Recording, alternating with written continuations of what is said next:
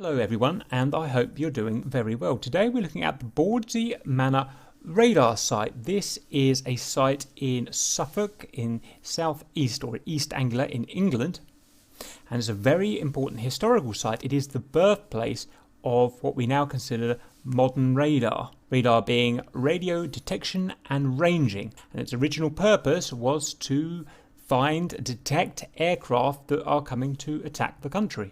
This is where it was first designed and developed in the early 30s in conjunction with another site at Orfordness just a few miles away from Bawdsey. Now what I'm going to show you is me essentially walking around the site, talking to the different custodians there and learning about the early days of radar.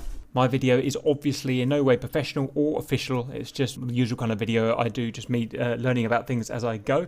For the official stuff, please go to this website here. All these links I'll have down in the video description. This is the official Bawdsey Radar website. Here is how you can contact them, and here is their charity. They are a charity. They're not National Trust per se, so they are 100% dependent on one-off charities from people ideally visiting there to learn, and from people from remote donations. Without that they can't survive, and this historic site will no longer exist.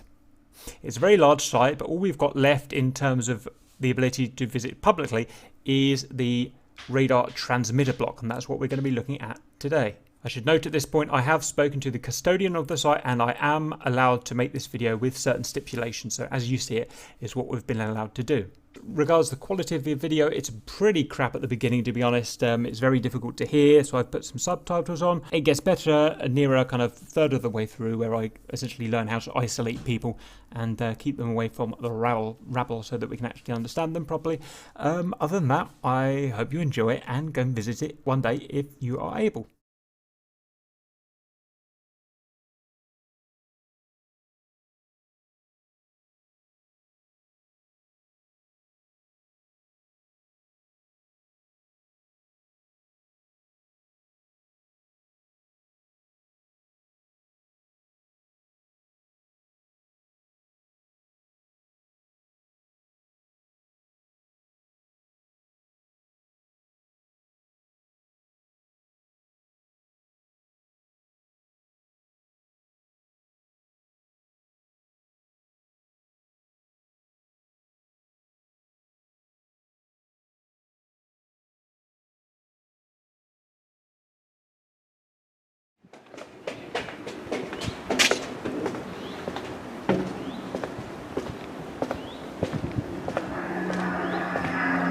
Spitfire.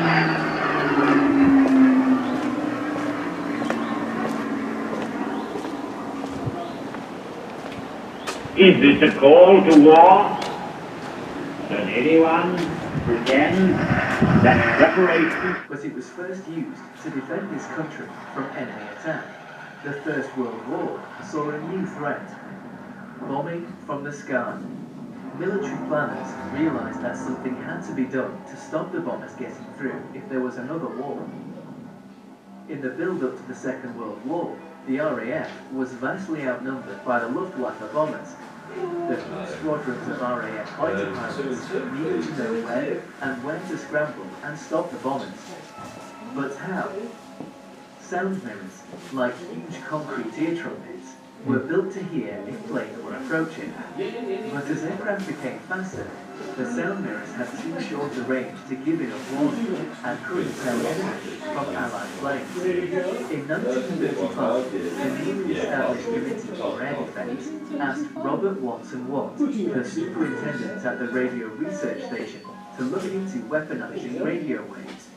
Watson Watt and his scientific assistant Arnold Wilkins quickly realized that the amount of energy needed for this would be enormous, requiring more electricity than the country could then produce. And hearing approach radio wave death range would never work. But what if they could detect where the enemy aircraft were, and get a smaller number of fighter planes the RAF did have to exactly the right place in the quickest time? Wilkins remembered that the shortwave radio communications were disturbed when aircraft flew near receivers, and he suggested this could be used as an alert detection. They demonstrated this to the government, and the results were so promising that a secret development program was immediately established. Firstly, at Ordford, and then continuing at Bawdsey Manor from May 1936. So how does radar work? The principle is wonderfully simple. Imagine dropping a stone into a pond and watching the ripples spread outwards. When these hit an object on the pond's surface, the ripples bounce back towards the starting point. Like the ripples in the pond, pulses of radio waves are transmitted from an area, travelling at the speed of light. These bounce off a plane and can be picked up by a receiver. The time delay between the pulse leaving and coming back helps to identify the range. By measuring the slight time delay noted between two receiver areas, you can also work out the aircraft's bearing. Watts and his research team quickly improved the range and accuracy of their radar experiments and proved that approaching aircraft could be identified from many miles away.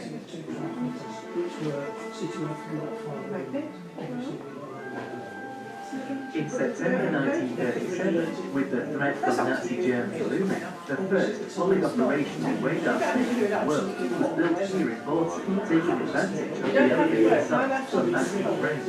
It was the first of a chain of radar stations which eventually covered the coastline of mainland Great Britain, known as Chainham.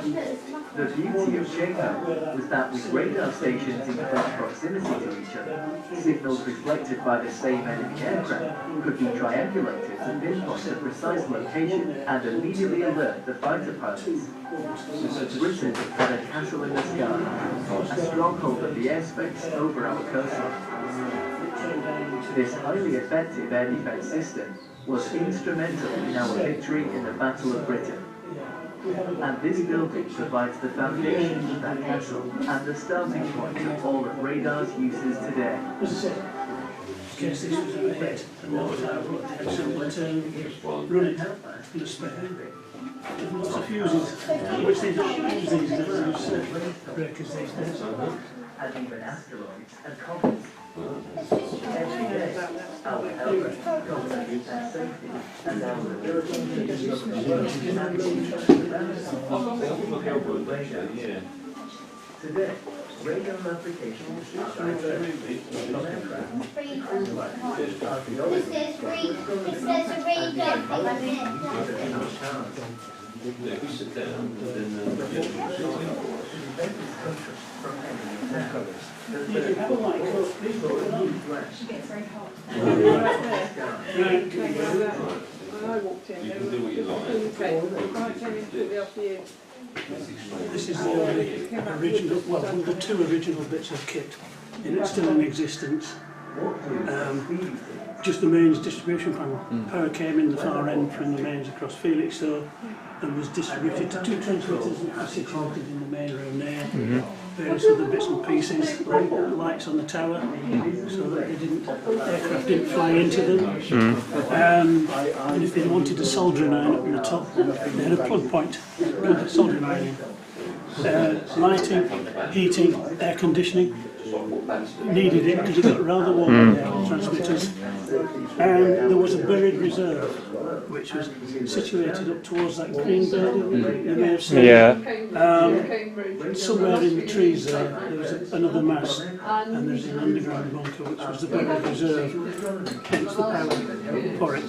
In case this was ever knocked out, destroyed, we had at least that one to continue. You said the transmitters are in there. Were they originally on towers then? No, the two transmitters themselves were in that room there. They fed out, you see the holes in the top there? Yeah. They fed out power cables out to the aerial arrays, which was basically a half-wave dipole, various heights. Okay. And they fed them out, and that was it. The towers, you see a model of the towers through there. Okay. Are these just fuses like you find in your house? We didn't have circuit breakers in those days. Yeah. Interesting. Well, apart from these circuit breakers. Manly circuit breakers. Yeah. Awesome. Okay. As I said, you switch them on and you could regulate the amount of voltage to keep it stable. So that's a lot of amperage and volts. That's a lot of wattage, isn't it? Oh yes. That's a lot of wattage. It was not very efficient, shall we say, because of the technology was new. Yeah. They needed, and some of the familiar with valves, thermionic valves, they need a lot of heat to get them to operate. Yeah. Therefore, they had to heat these big pumps to make them operate. Cool. Which is why you had air conditioning. Yeah. Okay. Which is World War II then? Yeah. Yeah. So why were they defending along this side of the country then? Well, they were sneaking round and coming round here. Cheeky buggers. Yeah, they were. But yeah, I can say that I've visited that place and I have been there. I stayed there for 18 months. So Bawdsey was the first one, though, I'm guessing. It was, yes. Yeah. It was the very. This is where all the research took place. Yeah. Watson and his crew lived in the manor and developed it, and then they built the first. It was, I suppose, an experimental station to start with, but then it did become the first operational station, and it was the model for all the rest of them. Yeah. In the interest of economy, some places had 3 towers and they strung the aerial wires between the 2 outer ones and the inner one. But this station had 4, so they had wires through between the 2 there and then the 2 there. And was this before the Americans then? Or were they co-developing, do we think? They were developing things, but we had the leading edge. Yes, we got it first. Right, I'll make sure everyone knows that. Awesome. Yeah? Cool. This is the air Immediately conditioning. cool. Wow. It filtered the air, came in there from that top. So it came in that one?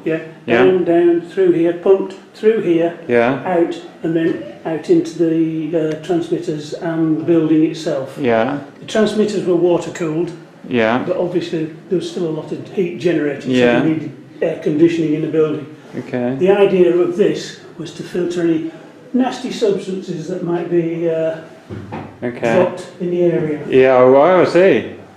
So is this a filter? So this is a filter as well? Yeah. Interesting. And if you want, you can listen.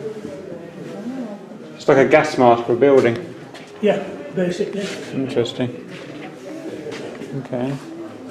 And that door there was the entrance. Well, that is the state of the building because it was used as a fire training centre. When was that? In the Cold War era. Oh. Because this building closed in 1954 as a radar transmitter. Yeah. And in between then, up till the 80s, it was used as a fire training area to train people, gas training. Yeah. Fill it full of smoke and say, right, find your way out. Yeah. I suppose they had to justify its existence because I guess it wasn't a heritage by then, was it? So, No. So yeah. It was still MOD land. Yeah. And we came into existence about 2000. Yeah. Okay. When the site was closing as such. So this is very much linked to Orford Ness, and we tried going there yesterday, but we missed the ferry. Orford Ness was where some of the initial research was carried out. Okay. But Watson Watt and his cohorts said, I like Bawdsey Manor. And it was for sale at £36,000. Yeah. And so they bought the manor and came here. There was more ground. Right. And it wasn't as dangerous. Yeah, the bombs going off and stuff like that over there, wasn't it was close to the sea for invasion forces, and they were able to guard this. So that's why they did it then? Yeah. And there's more ground as well. Yeah. Okay. Look at this little beauty. Are these on this site then? Are these on this site? They don't look like this site. No, they're right in Dungeness. Where's that? I think it's Scotland. It's a weird place to have them. These can only point in one direction, but the toroidal one, you can move the microphone. Yeah, you can detect the structure of this by moving the microphone. Interesting. I'm not entirely sure what the point of it. This was just an ambient detector then, it just detected the sound. But it was a stupid idea, wasn't it? And that was what they call the second What's this? What's the difference between continuous wave and pulse? Over that time. Continuous wave would just be a Get the single plots line. changed. See, then when it went Power all on the to the time, blue, but the pulse then the blue would turn on the power and then turn it off again. to the Why? For what aim? For what? Why Now then? that is the That filter way you, clock. when it Now comes this back, clock here it'll come back as a pulse and you'll know is a the second ranges. So what was continuous? Why would you have continuous that's then? in the You can change the frequency. and they're more interested in not so much the colours, but how long But the range. So you, with continuous wave, you can't range then. The continuous, if you know the Doppler effect, if a Yeah. car goes by and there's no change, that's what the continuous wave is for. So continuous wave is related to Doppler then, I know what you So mean. that I detect the Doppler. but not pulse Doppler then. Pulse Doppler is. That's what pulse Doppler is when you combine the Yes, two. you're talking Oh, okay. So let me get it right then. So pulse Doppler is pulse.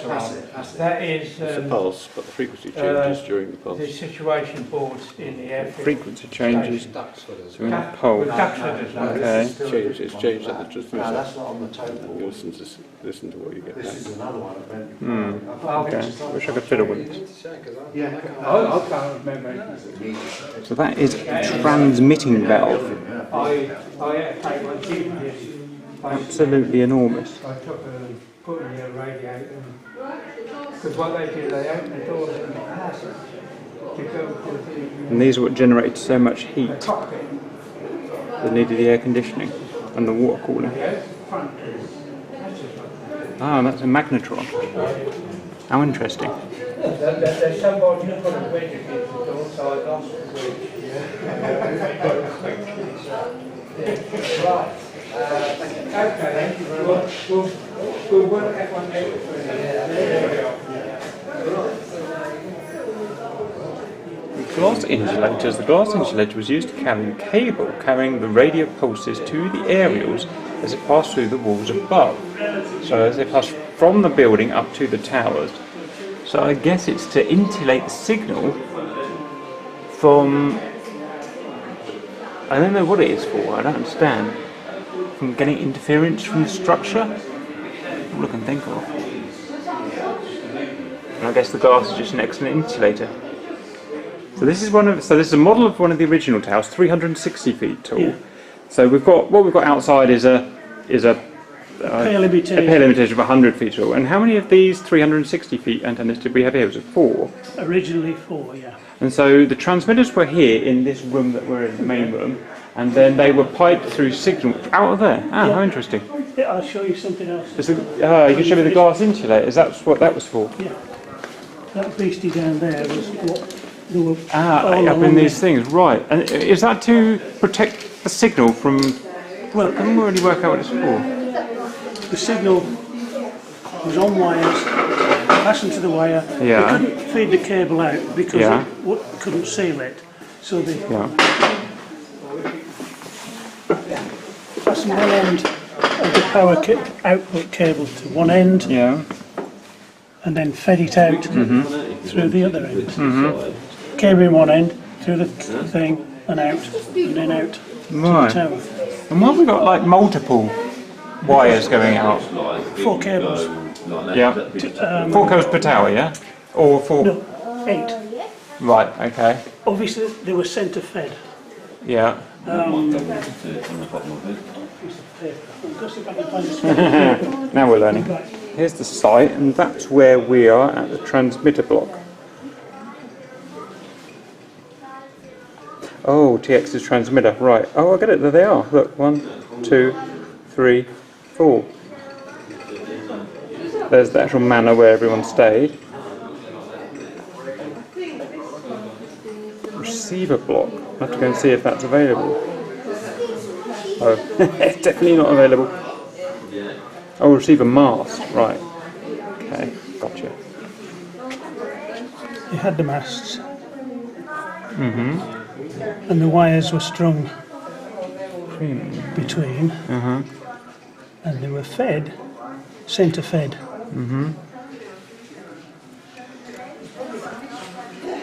those. Right. That was how it was, Yeah. briefly, shall we say. Yeah. And they were fed to the transmitters.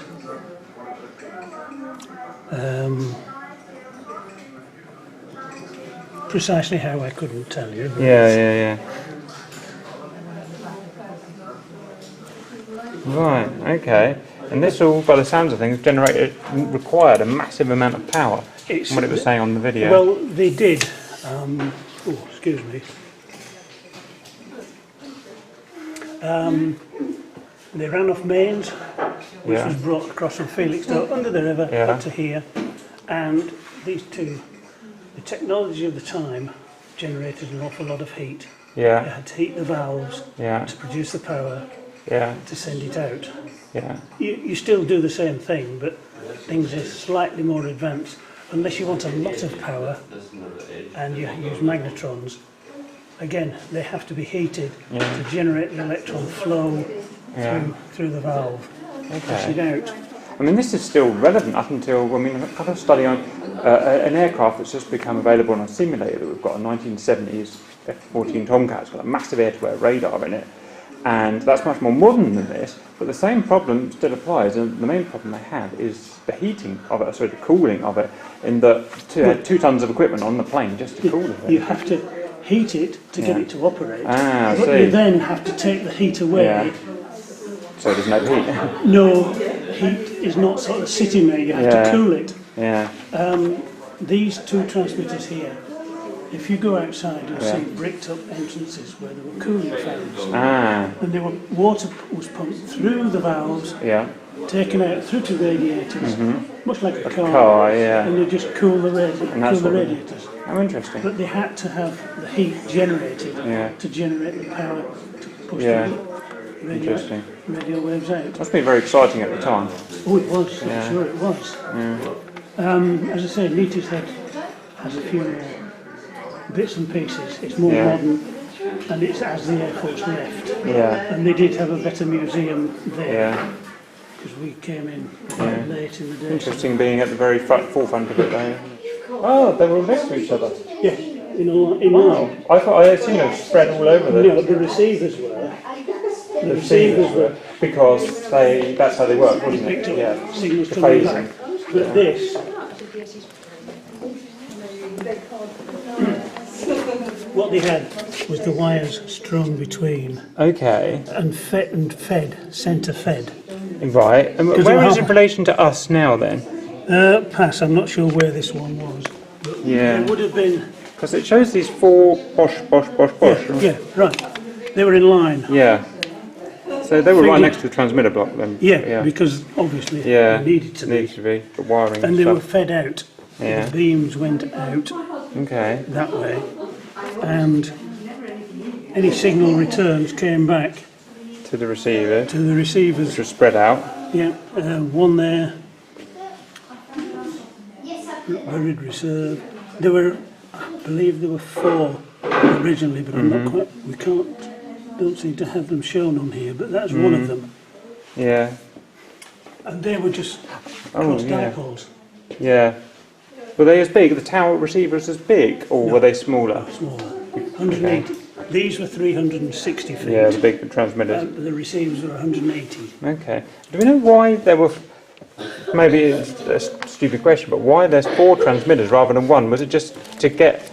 Sling the aerial wire Right, between okay, them. yeah. Other sites had 3. They used Yeah.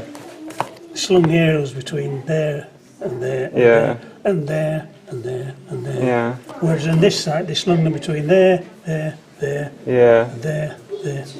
Interesting. It was a technology, Yeah. like everything. Things advance. And they say, why are we using 4? We can't afford 4 towers. We need 3. Can we do it? Yes. Yeah. Just had a quick look there. Yeah. 200 Kilowatt. output. 200 kilowatt. Which is not a great deal. Well, It's a lot, technically. but it's not as much as you're talking megawatts from Yeah. Okay, I'm just thinking a car is about 50 kilowatts. Or something. No, I need Dad. I can't place it. I can't. I have no idea what a car is. No. But the pulse power was 450 kilowatts. Okay. 5.4 microseconds long. Okay. Because what it was, you send a pulse out, boom. Then again, whatever it is. So this is doing pulse. So this is not continuous. No, right, no, gotcha. no. There is continuous wave radar, but that's sort of different. So they send a pulse out. Then that's the transmitter. At one every. There you go. 50.25 seconds. Pulses per second. Oh right, pulses per second. Yeah. So really, brrr, you know. Yeah, but not as much as these days because you're talking about 200 to 300 pulses per second these days. And right, that's a transmit receive. You get.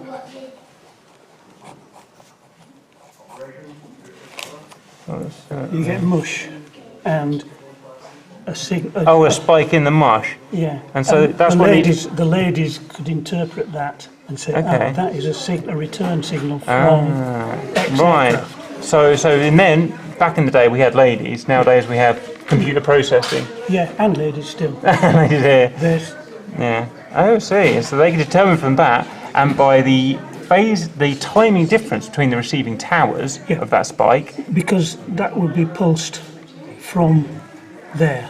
Yeah. Right. And so that would be extreme range, shall we say. Yeah. So obviously there'd be pulses I see. closer in. I see. So these would be tailored apart so the maximum detection range is really the difference between those pulses, kind of at the speed of light. Yeah. How interesting. Range was I mean, the range is what the horizon, really, isn't it? It's just, I don't know. difficult because you've got the horizon Yeah. and the beam goes from there straight out Yeah. and it doesn't bend. Yeah. The Americans did develop a over-horizon radar, I heard about that. Awkward Nest. I never really. amongst other things. So there's some atmospheric effect or something. Right? Yes, I'm not 100%. But obviously that gap there, aircraft could sneak in, Yeah. and until they got quite close, So it's they were very un- much they were determining your un- range. undetected. I wonder if that's why also you want to have these towers up so high then. Yes. To kind of look over the horizon a bit. Well, to give a Yeah. better cover. Interesting.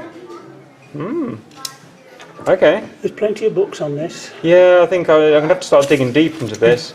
I've only just started with kind of radars, so. I've lost a lot, and a lot of it. This is quite, as I say, this is. So this is online, is it? Yeah. So I can link this to It is everyone. it is a go. Okay, I'll show that. If not, do get back to us and we'll try and, because Interesting. that's where they started. Yeah, yeah, 35, yeah, and that tells you all about it. 3026 transmitters, yeah. test gear, blah blah blah blah blah. 6 tons apiece. Wow, so they were big. They were big.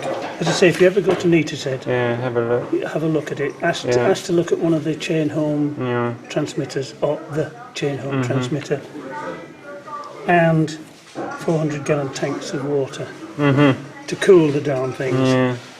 So modernisation says, I guess this thing must weigh about, in a modern fighter jet, half a ton and be twice as powerful and stuff, I suppose. They couldn't fit that in an aircraft. No. They just couldn't. Yeah. It wasn't until sort of later on in the war. This came online in 36, 39 Yeah, and was operational during the war. But advances were made during that period Yeah. to miniaturise things yeah, and produce better valves, like the ones over there you saw Yeah. on the wall, that didn't take quite as much space and use as much heat, yeah, or produce as much heat, yeah, and therefore they were able to miniaturise everything Yeah. down into a smaller box, yeah, which would fit in an aircraft. yeah. That came a lot later, obviously. Well, not a lot later, Well, that's quite quickly. interesting.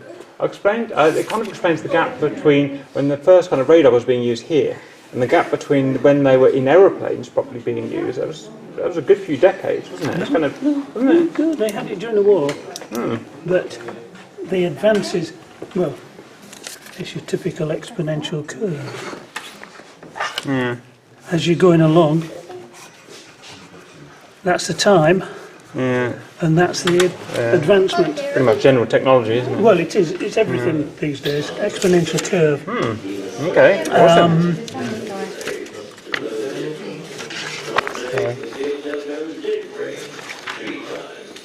Yeah, receiver. So is the receiver kind of inert then? Is it just passively listening, or is it actively doing something? It's the towers are receiving the returned signal. Yeah. Because what you're doing, you're sending a pulse out, Yeah. which is hitting the aircraft and Bouncing bouncing back. back. Yeah. And you're picking up and decoding it, shall Yeah. we say, to put on a display. Yeah. So they must be doing some kind of amplification. So it must come, I would have thought, must come back as a tiny little signal. Maybe it doesn't. Look at the display with the ladies sitting at it. All they're seeing Is is that that mushy the thing. wave? Yeah. And they are saying, right, Yeah. that's an aircraft, and they were reported at range so and so, so and so. Yeah. And it will be plotted on a table. Yeah. Again, someone says, we have a target bearing such and such 180 degrees, 15 mile or 50 miles, but that is from a station, say, here. So they will plot it as being somewhere there, but then that is then recorded from the main area, Yeah. and Gotcha. that is then, that position is then sent to the aircraft, Yeah. or shall I say, to the Guys that control the aircraft. controller, GCI who or whatever. Yeah. launches his aircraft, well, the airfield, launches his aircraft and say, go to such and such a bearing, such and such a range, and you should find aircraft. Please confirm that you're finding them, Yeah. and they go, tally-ho, bang. So then this is the reason, really, then why you're speaking English instead of German, because Jawohl. because without that, they would have been going up blind every time, and not. Well, the thing is, we're a naughty nation. We took over America and gave them our language. Because at one time, the Americans were crossed between German and English. Yeah. And we managed to persuade, they were persuaded to speak English as their main language. Otherwise, they would have been speaking German, and we would have been in deep trouble. Cool. Okay. Yeah, so Awesome. Right. this does give a home. Yeah, as it says, surveillance is literally floodlit with pulses. Yeah. And what you get back is what you are looking for. Yeah. There's chain home standard, chain home low, chain home extra low, that which covered. So with the chain home, I wonder what stops the various, because you've got various transmitters all over England, and when those returns come, different frequencies. different frequencies. So this is a certain frequency, this one's this frequency. Slightly different. Yeah. So, and Right. but what you would get, and you still get occasionally, interference called running rabbits. It's a spiral of signals Okay. because they're interfering, Yeah, that's. and you'll see it, a chain going round. Yeah. How More than interesting. that, I'm not explaining it very well. I know what I'm saying, but I can't. It's hard to visualise that kind of Yeah. thing. And see, as I said, the chain home low would gradually pick up these because they were slightly higher and they were downward looking Yeah. rather than looking straight out. They Yeah. would be downward looking. Okay, that makes sense. This is interesting. IFF. I didn't understand there was such a thing back then. Oh yeah, that was developed, and we knew our aircraft because the Germans didn't have it, so they could send aircraft out, and we could say, right, you're so and so, right, we know where you are. Your target is X miles away at such and such a range, such and such a range, and such a bearing. There is no identification on it. Yeah. go for it. So, do the friendly aircraft return a slightly different radar signal back, or is it not that complicated? Hang on, I've got another piece of paper. Right. As I say, the pulse, that's what goes out. The IFF, on each aircraft, there is a receiver. Okay, yeah. Each station pushes out the signal, and the IFF receiver responds and sends a signal back. And there is a code.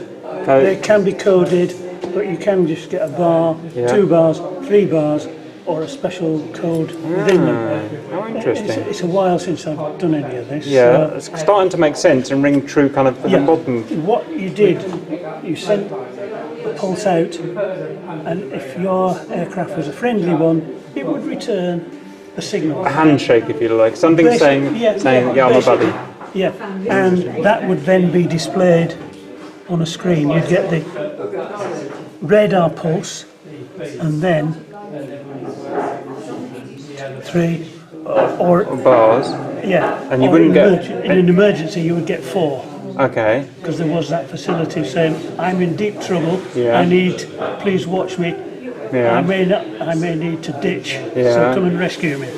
How interesting. And the Germans didn't receive anything apart from the reflected signal, if it was a German or a friend without an IFF. Well, they didn't have it. They didn't utilise it. Yeah. Hermann Göring said, technology, forget it. It's a shame, isn't it? Tough shit. But yeah, we had the radar pulse return, and then the IFF behind signal. it. How interesting. I didn't know any of this existed, so it's very interesting. It started off during the war and was developed early on. Almost unbelievable how much got developed in those few years, isn't it? Very, very quick. Such a game changer. Yeah. Brilliant. That's another one, like Big Ben, the V2 missiles. I'm aware of the missiles, yeah. That was picked them up. Oh, really? So these, and the V2s are the ones that came right down? Yeah, they picked them up on launch. And they knew they were able to predict. Calculate the ballistic. Yeah. Where they were going to go. And still couldn't do anything about them. They could, well, no. You can give a warning, though. You can tell everyone to get down. Warning, but the that was the V2. The V1 was the lateral one. The jet. Yeah. Jet engine. Whereas the Spitfires could go up, or Hurricanes could go up and go up. Yeah, tip over into the Ogden with it. I didn't realise we picked them up. Yeah. Interesting. That's a little bit of history from what's and what. And there's a chronology of everything. Yeah. Yeah. This is. I came here in '66. And then I went away and then came back, went to Leitershead. And left, then came back here in '79 with the Bloodhound. And left just before then. Yeah. Bloodhound was radar guided, wasn't it? Yes, it was. Yeah. It was a continuous wave radar, whereas air detection was pulsed generally. I won't say all the time because airfield radars are continuous wave. Yeah. They have its advantage. Each has their advantage over the other. You've got longer range with pulse. Yeah. But continuous wave gave you better definition, shall we say. Okay. Yeah, I think I get that. Yeah. Lovely. This should be available. Shout and Whisper is a good book. Birth of the Beam is a good book. So is that one. And that one is as well. Awesome. Lots to read. Yeah. Right. There is an awful lot to read. I've managed to get some of them. You may have to go on, what's the name of the book place? Amazon. Yeah. The website, books, sales, to find some of them, because most of them are out of print. Yeah. Okay. Search for. And that's just a brief bit of history there. If you. I will. Is this stuff on the website? this should be on the website. I've only just finished producing this, so it should be on the website eventually, if not now. Yeah. Okay. You can have a quick read of it and take a photograph. Yeah, I'll take it just in case. Because there's one on that side, on the other side, same as that one. There's the Cold War, yeah. Right, okay, so here we've got 0, so that's where the transmitter is, all the way up to 200 miles, although you'd never arrange... If you had a range of 80 miles, you'd be... 80 miles is your best, yeah? That would be round the best. So this here is clutter. So in the first few miles... That could be church steeples, and nowadays that would be windmills and... yeah, anything that's bouncing that signal back. And then basically at some point it stops, and that is the edge of the land, and from here on it's sea, so we're not getting any... shall we say, the sea wasn't developed like it's developed now. Well, it was just empty sea, wasn't it? Yeah, well once you got over the coast it was all sea. Yeah. Yeah, okay. And then we've got an example of a signal with an I. So we'd call up the Spitfire and tell him to turn his IFF transmitter on. A signal of that size would be about 3 aircraft. That'd be 3 aircraft. So a flight of 3 aircraft, okay. Yeah. And the signal is, you can tell how many aircraft because how fat it is that way. That was right, wasn't it? That's right, yeah. So if there's a fat signal that way, it's the bigger the flight. It's more aircraft. And the skinnier it is, okay, the less aircraft.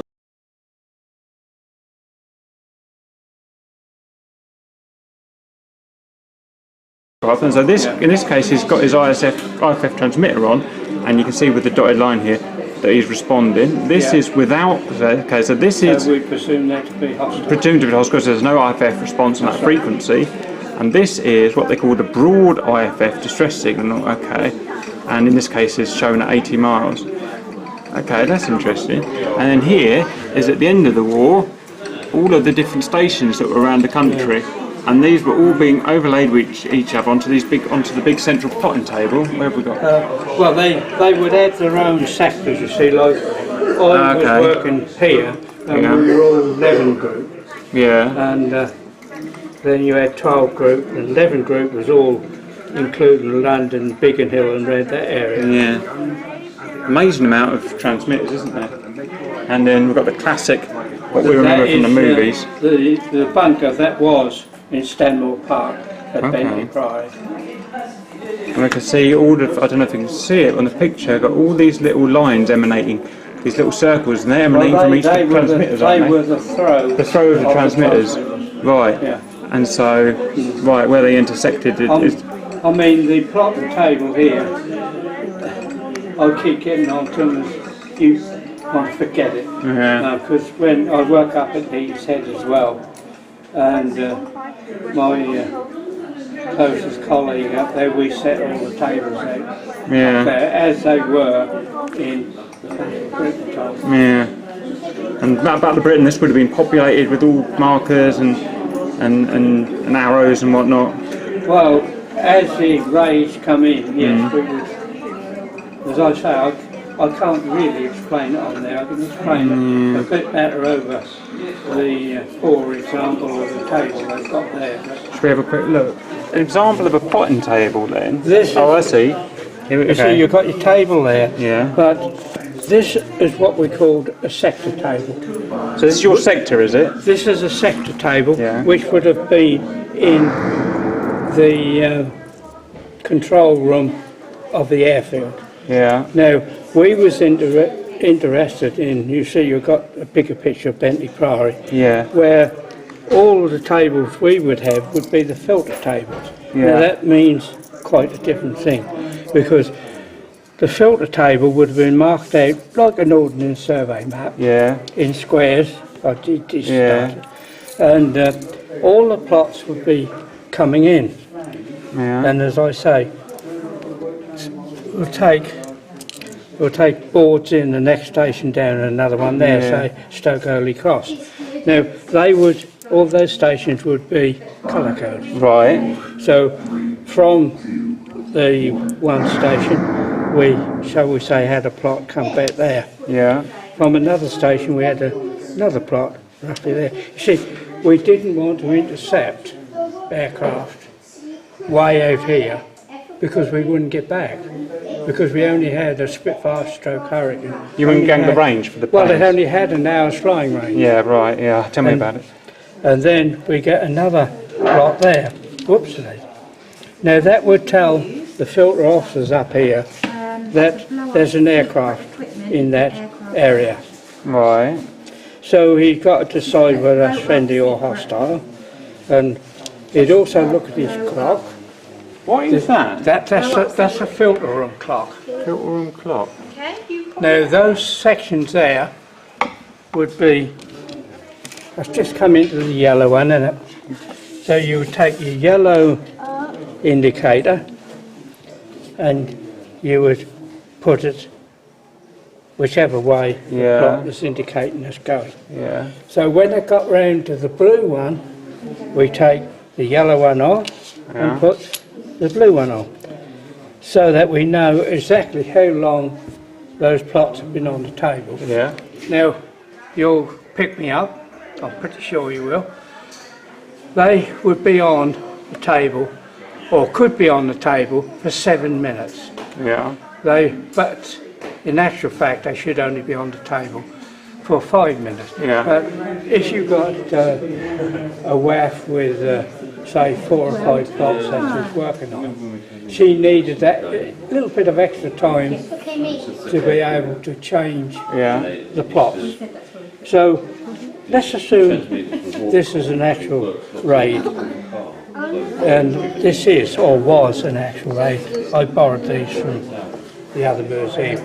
What happened was we had two, we'll make it look a bit more authentic, we had 2 Junkers 88s coming down just below Lowestoft. Yeah. So these bods up here would get on to, shall we say, Duxford, because they would be in 11 group as well as Bigger Hill. If you've got any aircraft available to intercept this raid. So yes, they had an aircraft ready to go, and he was 68, was going to intercept 68. So that was just a number on the table. We got 1 aircraft scrambled from Castle Camps.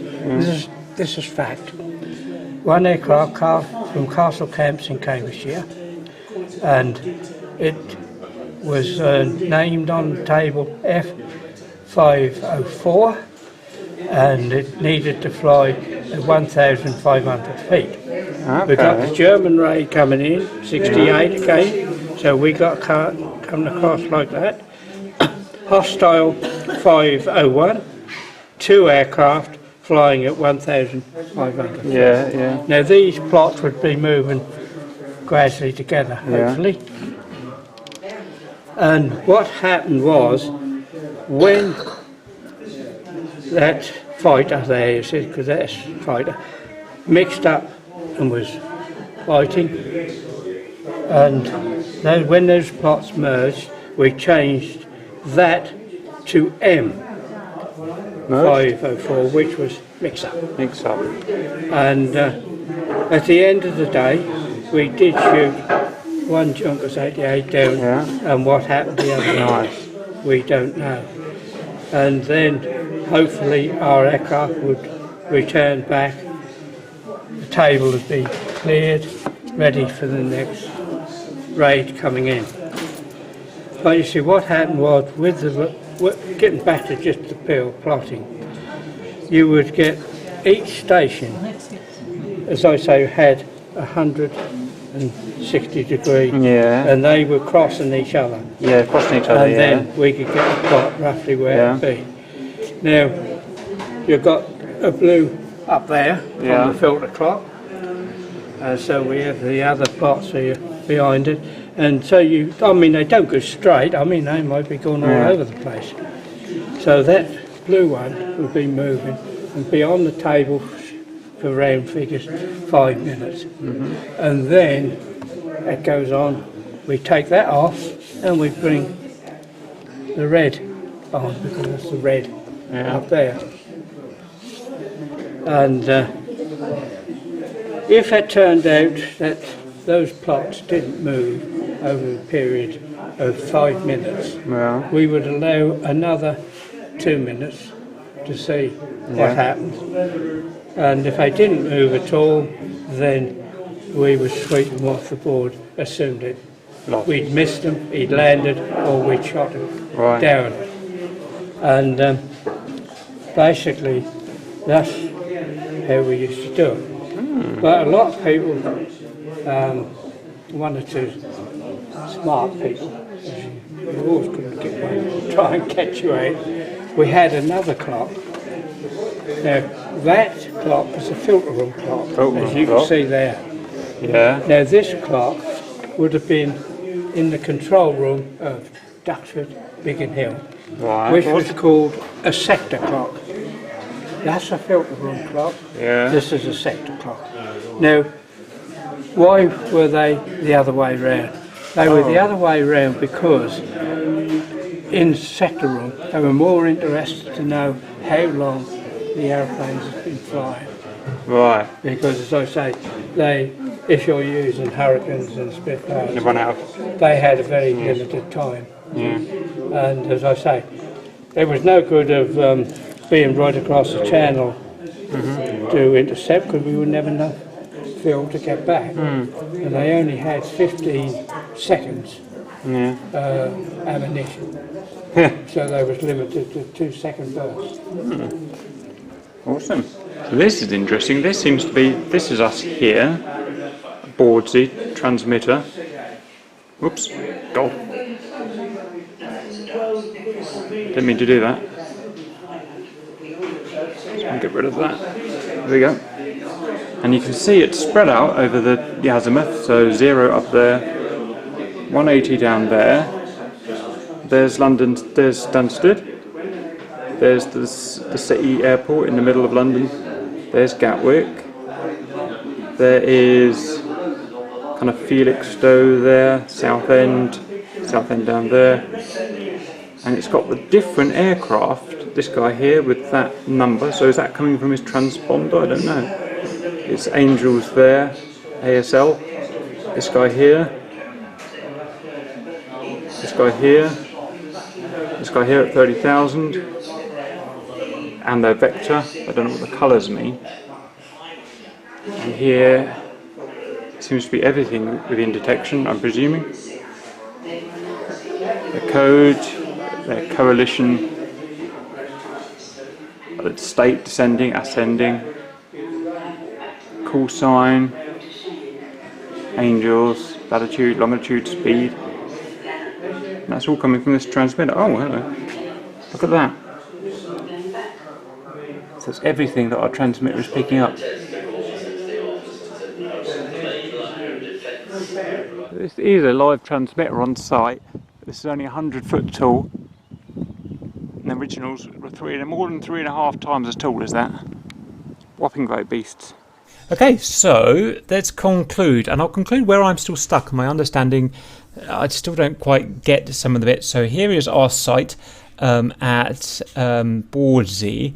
So that site in 1940 or whatever would have been the 4 inline 360-foot transmitters, plus dotted around 4 other receiver towers dotted around the acreage of the site. Okay. And here's another similar site. I've just guessed where that is. You know, I'm just guessing it's part of the home chain system that spanned up and down the coast of the country. And what I've got simulated here is the ping, the transmission pulse from this guy here, hitting our very, very well drawn aircraft, Messerschmitt or whatever. And that's about to ping, and that's about to reflect and come back to our receivers there. And here it's about to reflect and come back to our receivers there.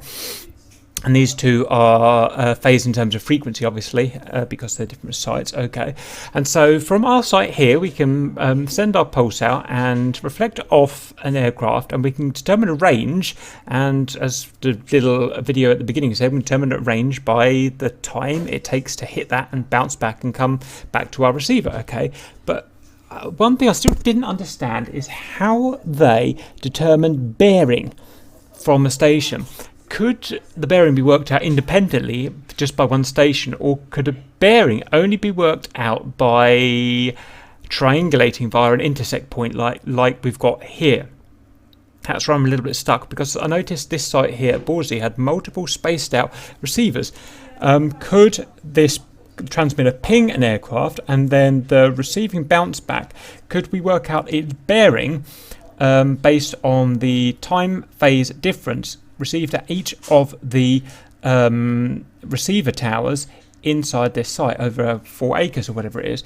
Well, I spoke to my dad about that and he doesn't think it's possible, bearing in mind the time frame, 1940s, because he said it couldn't be done without microprocessors, which weren't available for another 20 years at least.